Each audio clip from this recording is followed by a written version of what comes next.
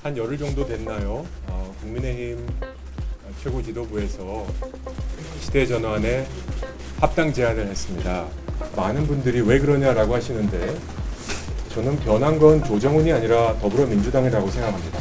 제가 원내에서 바라본 민주당은 제가 예전에 알던 민주당과 너무 달랐습니다. 87년에 멈춘 정당 같습니다. 87년에 멈춰있는 민주당, 그리고 수술탈에 대한 의사를 보여준 국민의힘.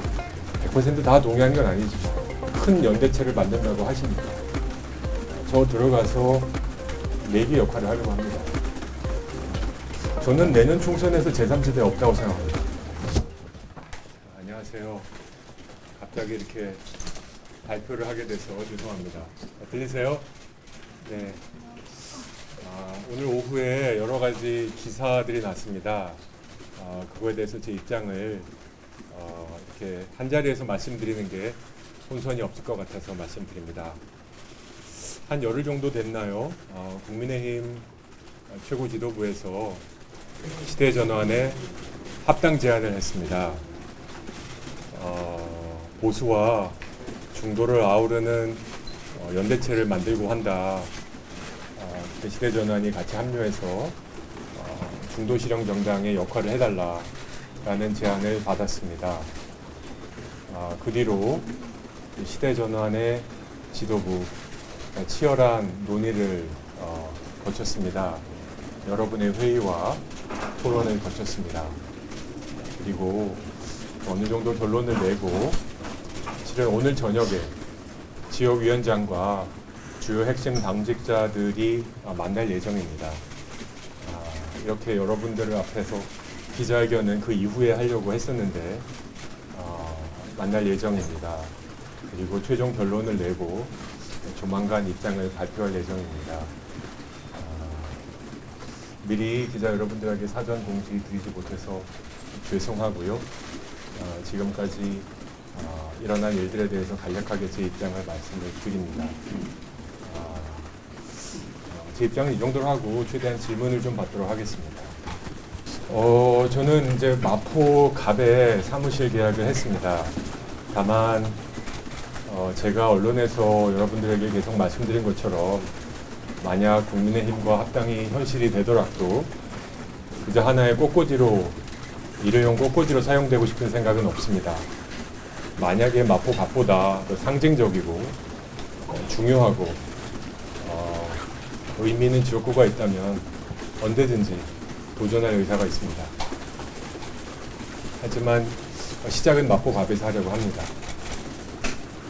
오늘 아침도 마포갑 주민들과 악수하고 왔습니다. 합당이 맞고요. 저희도 선거관리에 등록되고 원내 정당이기 때문에 합당 외에 다른 어떤 제안, 용어의 혼선은 없었습니다. 실질적으로 제가 입당을 하게 되면 의원직 상실 등 여러 가지 복잡한 문제가 생기기 때문에 합당으로 추진하자라는 첫 번째 우선 기본 시작 제의가 합당이었습니다. 무슨 제안을 받았냐? 합당 제안을 받았고요. 그 외엔 아무것도 없습니다. 저희도 아무것도 요구하지 않았습니다. 그리고 세 번째가 더불어민주당. 네. 이 얘기는 좀 마음이 아픈데 합당이 만약에 저희 당 내부에서 결론이 나고 국민의힘과 합당이 확정이 되면 언젠가 한 번은 제가 더불어시민당, 민주당 위성정당을 통해서 입당하게 된 그 경험, 그 이유에 대해서 국민 여러분들께 분명히 한번 말씀드리려고 합니다. 하지만 지금 말씀드리는 건 좀 이른 것 같고요. 다음 총선에 더불어민주당과 얘기를 나눈 적이 있느냐? 없습니다. 저는 많은 분들이 왜 그러냐라고 하시는데 저는 변한 건 조정훈이 아니라 더불어민주당이라고 생각합니다. 제가 원내에서 바라본 민주당은 제가 예전에 알던 민주당과 너무 달랐습니다. 굳이 표현하자면 87년에 멈춘 정당 같습니다. 인물도 생각도 또 정치하는 방식도 딱 87년에 멈췄다는 생각을 지울 수가 없습니다. 좀 끌어보려고 했습니다. 2023년 나온 민주당을 만들어 보려고 했는데 저는 민주당 의원도 아니었고 또 원외에서 민주당 밖에서 민주당을 바라볼 때 그것은 어렵다라는 결론을 내렸습니다. 이것도 좀 안타깝지만 뭐 분명히 말씀을 드려야 될 것 같은데요. 최고위에서는 논쟁을 했지만 특별한 반발보다는 어떻게 이 과정이 우리에게 의미가 있는지에 대한 얘기를 했고요. 아마 이원재 전 대표, 지금 이원재 소장의 페이스북의 글을 보고 말씀하신 것 같은데 이원재 대표와 저는 친구입니다. 그리고 2020년 시대전환을 함께 창당한 공동대표입니다. 하지만 지난 대선 때 김동연 부지사, 김동연 후보가 민주당에 합당하는 과정에서 저는 동의하지 않았고 그분과 결별을 했습니다. 그리고 끝까지 중립을 지켰습니다. 하지만 이원재 대표는 김동연 후보의 당선 이후 경기도 인수위원회에 합류하시면서 시대전환을 탈당했습니다. 그 시점이 아마 작년 6월 정도로 기억합니다. 그래서 이 대화의 채널에 당원이 아니시니까 참여하지 않으셨습니다. 그 과정에서 이원재 대표와 저와의 길이 시작은 같았지만 이제는 가는 길이 좀 다르지 않은가 하는 생각을 합니다. 합당을 하게 되면입니다. 글쎄요, 그거는 합당은 두 당이 조율을 하는 것이기 때문에 일단은 선언은 최대한 결론이 나는 대로 하려고 하고요. 법적 절차는 양 당에서 과정을 거쳐 나갈 텐데 대략 한 달 내외가 되지 않을까 싶습니다. 만약에 하게 되면요. 그럼 현 시점에서 어쨌든 합당이 최종 확정된 건 아닌 거네요. 어떤 절차가 남았나요? 각 당의 지도부가 추인을 하고요. 각 당의 최고 의사 결정 기관인 뭐 전당대회나 전국 대표당원 회의에서 가결을 해야 합당이 되는 거고, 그러면 양 당에서 이제 수임 기관을 만듭니다. 조건을 맞추는 과정들이죠. 이런 것들이 다 끝나야 이제 합당이 되는 것으로 알고 있습니다.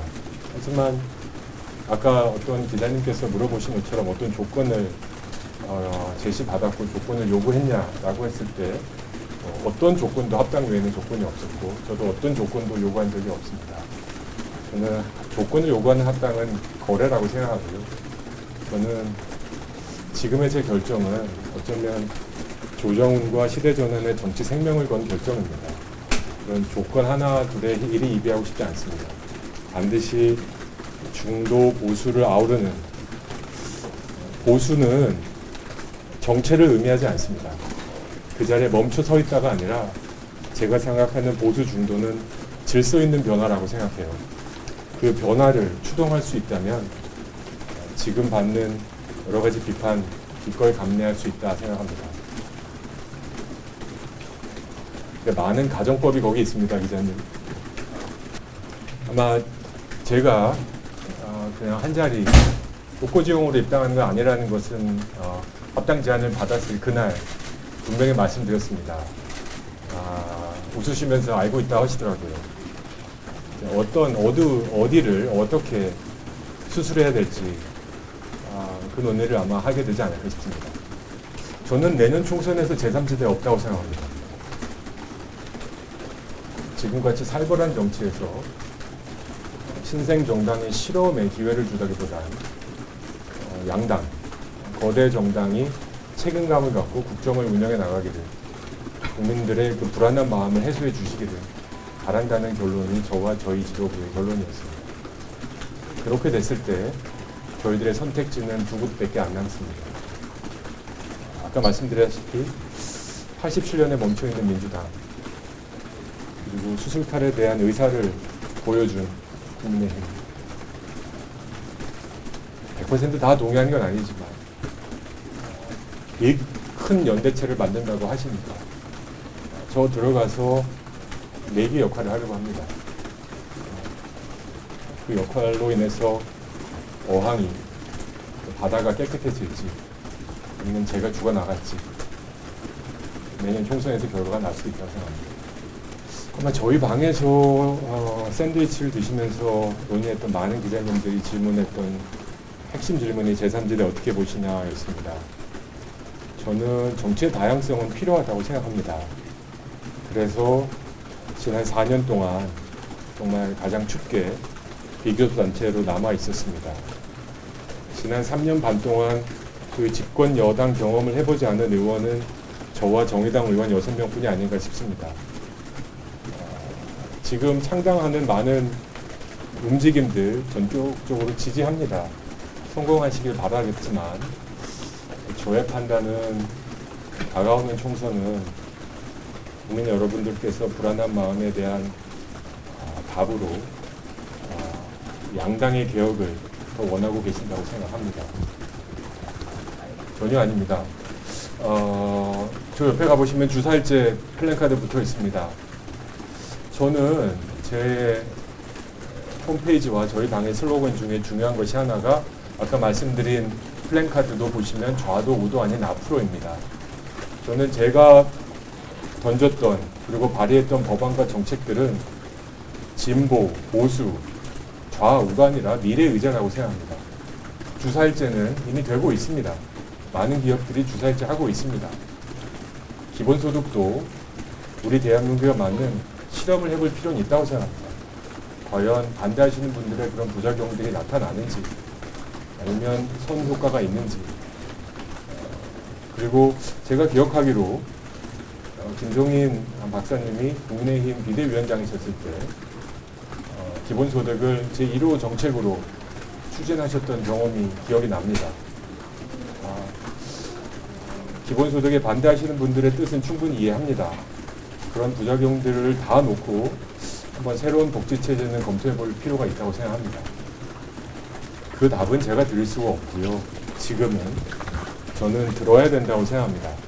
그리고 마침 이번 금요일날 제가 부산에 갑니다. 박형준 시장님도 만날 예정이고요. 그리고 부산 시민들과 토크 콘서트가 예정되어 있습니다. 시대전환의 합당에 대한 생각을 하시는 저희 당원뿐만 아니라 만약에 합당이 결론이 나게 되면 많은 국민들의 목소리를 들은 뒤에 가장 중요한 개혁의 분야가 어딘지 급소가 어딘지 밝혀드리도록 하겠습니다. 진단이 먼저 필요하다고 생각합니다. 당과 당이 합당을 하는 과정에서 어려움은 항상 있습니다. 만약에 양 당의 공유하는 가치가 똑같다면 이미 한 당이었겠죠. 서로 다른 걸 맞춰 나가는 과정, 처음엔 불편하고 어색하리라고 생각합니다.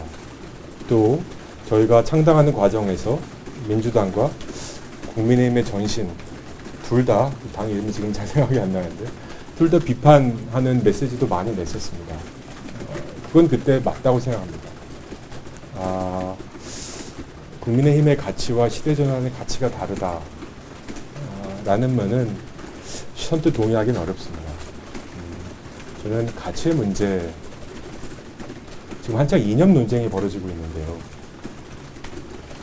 앞으로 현안에 대해서 입장을 밝힐 이유가 있겠지만 저는 이념은 뿌리이고요. 민생은 열매라고 생각해요. 뿌리를 잘 키우는 이유는 민생이라는 열매를 잘 내기 위해서입니다. 열매를 다 죽여버리는 이념 논쟁은 필요 없겠지만 열매를 맺게 하는 이념 논쟁은 필요할 수도 있다고 생각합니다. 그리고 더불어민주당을 비롯한 일부 진영에서 이념 논의에 대해서 굉장히 발끈하시는데 어쩌면 숨기고 싶은 이념이 있어서 그런 게 아닐까 하는 생각도 듭니다. 열매를 좋게 맺게 맺는 어떤 걸음을 줄 것인가, 어떤 나무인가에 대한 논쟁 필요하다고 생각하고요. 시대전환과 국민의힘의 가치의 차이 있죠. 합당하지 못할 만큼 아니다라고 생각합니다. 저는 헌법과 양심에 따라서 비공개 투표를 해야 된다고 생각해요. 지지하는, 찬성하는 의원들, 반대하는 의원들이 언론에서 나는 찬성이다, 나는 반대다 모두 부적절하다 생각합니다. 왜냐하면 그렇게 발표해버리고 나면 나머지 동료 의원들에게 압박을 하는 겁니다. 왜냐면 여러분들 숫자 세실 거잖아요. 그래서 저는 비공개로 보장된 그 권리는 여러분들이 좀 보장해 주셨으면 좋겠다 싶습니다. 의사가 있으시죠? 당연히 따라야죠. 시대전환도 선거원에 등록된 민주적 절차와 규정에 따라 움직이는 정당입니다. 그리고 그뿐만 아니라 만약에 이제 지도부가 결정하게 되면 전국 대표당원 전당대회를 통해서 최종 결정이 나기 전까지는 어떤 결론도 아니다라는 게 맞는 해석인 것 같습니다. 네, 감사합니다. 수고하셨습니다.